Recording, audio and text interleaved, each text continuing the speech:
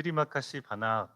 예, 야, 인도네시아 말로 대단히 감사합니다라는 뜻입니다. 저번에는 6월 10일부터 18일까지 인도네시아에 열린 아르코 선교대회의 은혜 중에 다녀왔습니다. 잘 다녀오게 하신 하나님께 감사를 드립니다.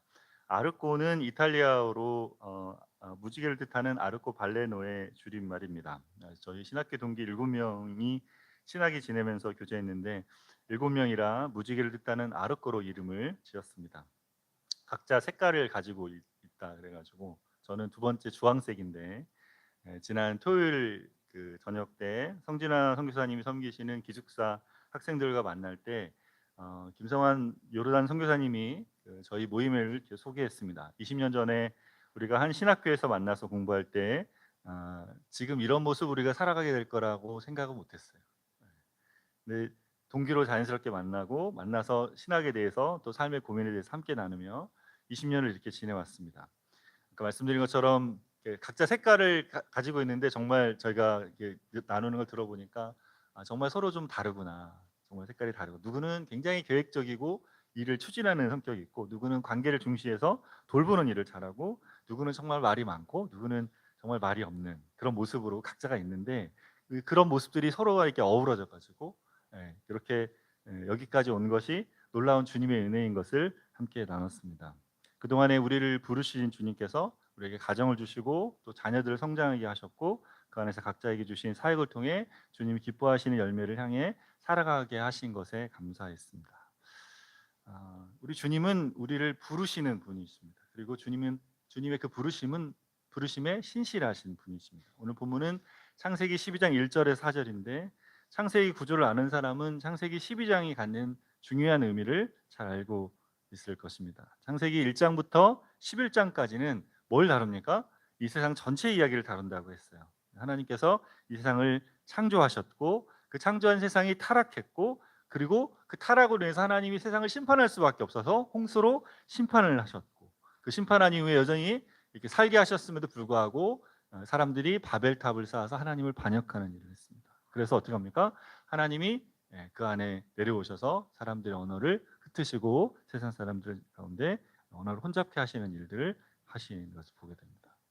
하나님을 반역한 그 세상을 향해서 하나님이 이제 창세기 12장에 어떤 일을 행하시죠. 하나님 행하신 일이 그때부터 나오기 시작합니다. 그래서 이 혼돈의 세상을 하나님의 다스림 가운데 살아가도록 하는 하나님의 백성을 세우는 일을 하셨습니다. 이것이 창세기 12장에 갖는 굉장히 중요한 의미이고 그래서 하나님이 그 자리에서 말씀으로 그분의 백성을 부르셨고 그 부르심에 응답한 자들을 따라 하나님이 원하신 일들을 지금까지 이루어 오셨습니다. 여러분, 여러분의 삶은 어떠십니까? 하나님께서 여러분을 부르신 것을 여러분은 잘 알고 계십니까? 그리고 여러분은 그 부르심에 응답하여 살아가고 계십니까? 오늘은 부르시는 하나님을 따라 살아가는 삶이라는 제목으로 본문을 통해 주시는 은혜를 함께 나누기를 원합니다. 첫 번째로 하나님은 혼돈 속에 있는 자들을 말씀으로 부르신다입니다. 1절 말씀을 우리 한 번 더 같이 보겠습니다. 여호와께서 아브라함에게 이르시되 너는 너희 고향과 친척과 아비의 집을 떠나 내가 내게 보여줄 땅으로 가라. 창세기 12장 1절은 하나님이 말씀하신 것으로 시작이 되죠. 당시 아브라함은 어떤 상황이었을까요? 아브라함이 어떤 상황 가운데 하나님이 말씀하시는지를 알려면 그 앞에 장인 11장으로 돌아가 볼 필요가 있습니다. 창세기 11장 27절에서 28절까지 말씀을 먼저 보겠습니다. 데라의 족보는 이러하니라. 데라는 아브람과 나홀과 하란을 낳고 하란은 롯을 낳았으며 하란은 그 아비 데라보다 먼저 고향 갈대아인의 우르에서 죽었더라. 아브라함의 아버지는 데라였습니다. 그 데라는 그의 형제들은 아브람, 라홀, 하란 이렇게 있습니다. 근데 동생 하란이 먼저 죽게 됩니다.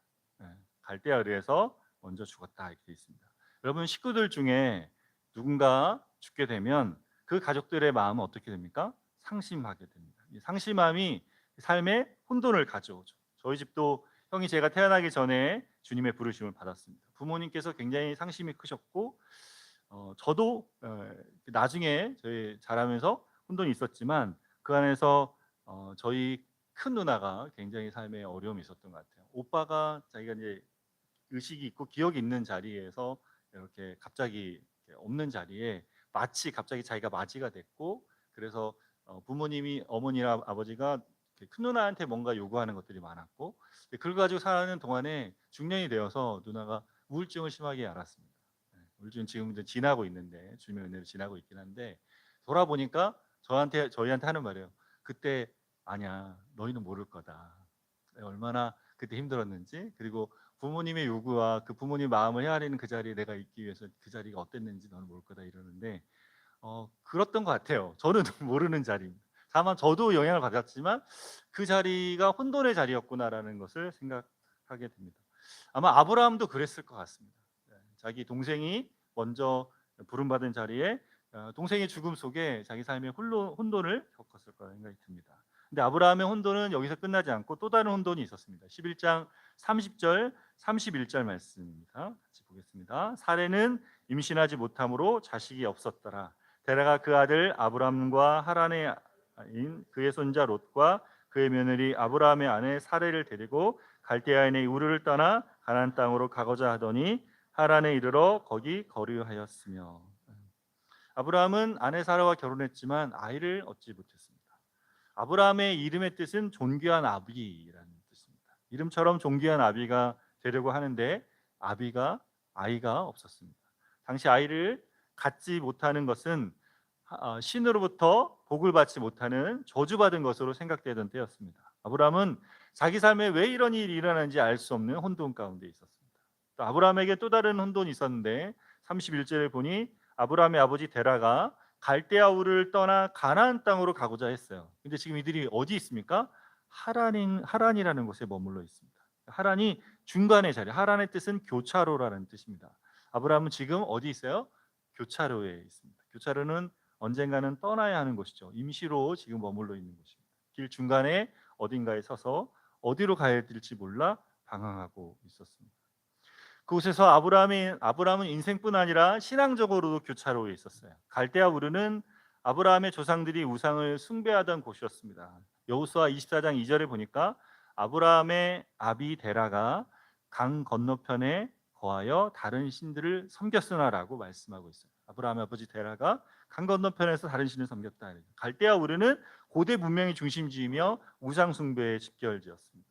하나님은 그곳에 있는 아브라함에게 네 고향과 친척 아비 집을 떠나라고 말씀하셨어요. 사도행전 7장 2절을 보니까 아브라함이 하란에 있기 전 메소포타미아 갈대아 말하는 거요.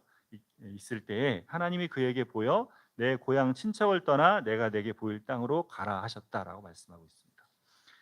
그래서 아브라함은 우상의 도시 갈대아 우를 떠났어요. 근데 지금 거기를 가지 못하고 중간 지점인 하란에 머물러 있는 것이죠. 당시 아버지의 권위가 지금보다 더 존중받는 상황이었기 때문에 아브라함도 아버지의 결정에 따라 교차점인 하란에 머물러 있었습니다. 그런 자리에 아브라함의 삶은 모든 것이 다 혼돈스러웠어요. 삶과 죽음의 혼돈이 있었고 자식을 낳지 못해 하나님으로부터 복을 받지 못하는 인생 같았고 가야 할 곳에 가지 못하고 또 영적인 혼돈 속에 하나님과 우상 사이를 오가는 마음으로 이러지도 저러지도 못하는 그런 자리를 살았습니다. 여러분, 혼돈 가운데 있는 삶이 그렇죠. 뭘 해야 될지 몰라 하는 삶입니다. 하나님은 그런 혼돈 속에 있는 아브라함을 부르십니다. 그에게 하나님의 말씀을 들려주십니다. 창세기 12장 1절에 여호와께서 아브라함에게 이르시되 너는 너의 고향과 친척과 아비집을 떠나 내가 내게 보여줄 땅으로 가라고 하십니다. 하나님이 말씀하십니다. 갈대아 우르를 떠날 때 말씀하신 하나님께서 다시 분명하게 아브라함에게 말씀하신 것이죠. 그렇게 부르시는 하나님의 말씀이 들려올 때 거기에 삶의 질서가 잡히게 됩니다. 여러분, 창세기 1장에서 흑암이 깊음 위에 있는 세상 가운데 하나님 뭘 하십니까? 빛이 있으라 말씀하시니 그렇게 빛이 생기면서 세상의 질서가 부여되기 시작했습니다. 마찬가지로 지금 혼돈 속에 살아가는 아브라함을 부르심으로 그의 삶을 새롭게 인도하고 계셨습니다. 여러분은 요즘 어떻게 살고 계십니까? 삶이 혼돈 가운데 있지는 않으십니까? 말씀을 듣고 떠나왔음에도 어디로 가야 되는지 모른 채 교차점에 서 있는 아브라함 같지는 않으십니까? 하나님과 세상의 중간에 어정쩡한 모습으로 서 계시고 있지는 않습니까? 여러분이 그런 자리에 있다면 우리를 부르시는 하나님의 말씀을 들어야 할 자리에 있는 것이죠. 아브라함을 부르신 하나님은 지금도 우리를 부르고 계십니다. 아브라함에게 주신 언약을 성취하신 그리스도 안에서 우리도 또한 아브라함과 같은 부르심을 받았습니다. 고린도서 4장 6절에 어두운 데서 빛이 비추라 하시던 그 하나님께서 예수 그리스도의 얼굴에 있는 하나님의 영광을 아는 빛을 우리 마음에 비추셨느니라라고 말씀합니다. 혼돈 가운데 있던 세상의 말씀으로 질서를 잡으신 하나님께서 우리에게도 하나님의 영광을 아는 빛을 비추어 주십니다. 무엇으로 비추십니까? 말씀으로 비추십니다. 죽은 심령을 살려내시는 일을 그분을 말씀을 통해 하시는 것이죠. 그렇게 말씀을 통해 부름받는 사람은 삶의 질서를 가지고 살아갑니다. 주님 주시는 말씀을 듣고 부름받아서 주께서 주시는 삶의 안에, 그 질서 안에 살아가는 저 여러분 되시기를 바랍니다. 두 번째로 하나님의 부르심은 약속을 믿고 떠나는 자들을 통해 성취된다. 본문을 보면 하나님은 아브라함을 부르실 때 명령과 약속을 주십니다.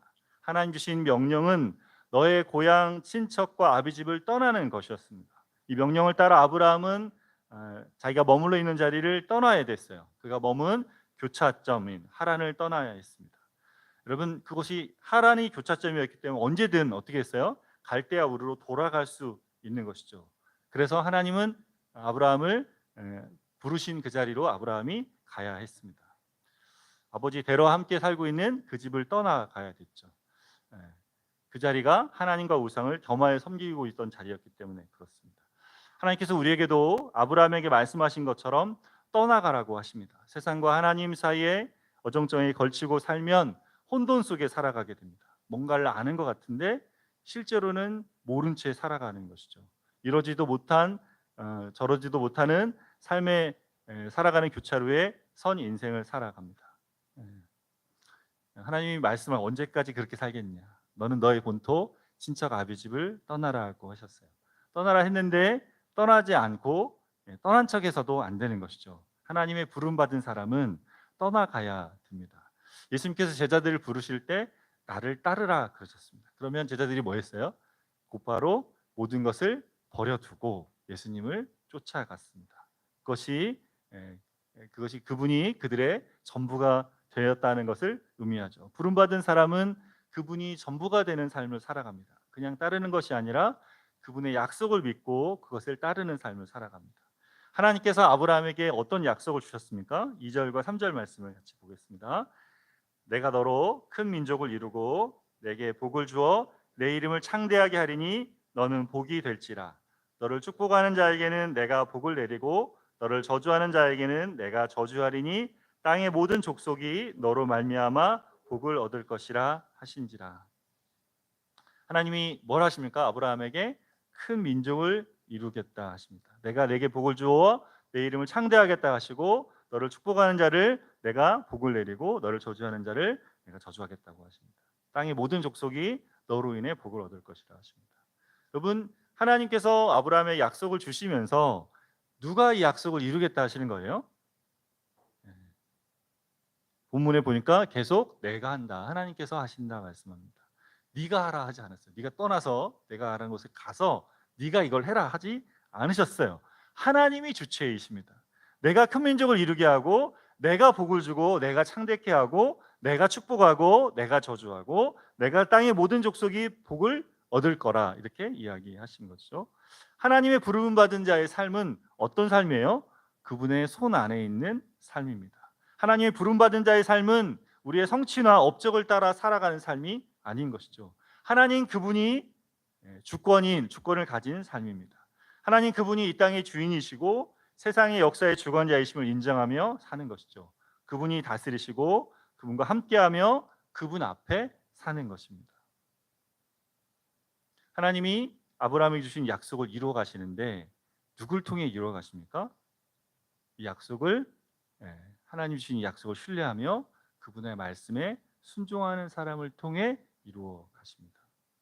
아브라함은 하나님의 말씀을 듣고 머물러 있던 곳을 떠났습니다. 4절에 보니 아브라함이 여호와의 말씀을 따라갔다 되어 있습니다. 아브라함은 하나님이 들려주신 말씀을 따라갔어요. 하나님은 약속하신 하나님을 믿고 순종하는 사람을 통해서 하나님의 약속을 이루십니다. 예수님 안에 있는 우리가 하는 매일의 씨름이 이것이죠. 여전히 내가 삶의 주인이며 내 삶을 나를 위해 살 것인가, 아니면 하나님이 다스리신 세계를 그분을 위해 살 것인가 하는 씨름입니다. 여러분은 어떤 삶을 살아가고 계십니까? 하나님께 부름받은 자로 그분의 세계를 살며 그분 안에 있다는 것을 늘 의식하며 살아가고 있습니까? 예수님의 죽으심과 부활을 믿는 나에게 하나님이 약속하신 것을 이루어 가실 것을 신뢰하며 살아가고 있습니까? 여러분, 이것이 주님이 우리에게 주신 것인 줄 알면서도, 복음 안에 있으면서도 우리가 늘 이것을 씨름하며 살아갑니다. 이게 쉽지 않죠. 지난주에 제가 이걸 나누는데 영상이 끊겼다고 들었습니다. 네, 쉽지 않습니다. 그죠? 네, 세상을 우리가 살다 보면 이게 쉽지 않습니다. 그래서 씨름합니다. 세상이 계속 우리에게 너의 인생 네가 책임지고 살아가라고 하기 때문에, 그 세상 속에 우리가 살다 보면 이게 계속 그래야 되는 것처럼 생각이 들어서 주님이 다스리는 세계, 내가 주님 안에 있다고 그것을 믿고 살아가는 것이 어렵게 느껴집니다. 제가 신학교 때 졸업할 때 불렀던 찬양이 부름받아 나선 이 몸 어디든지 가오리다 찬양입니다.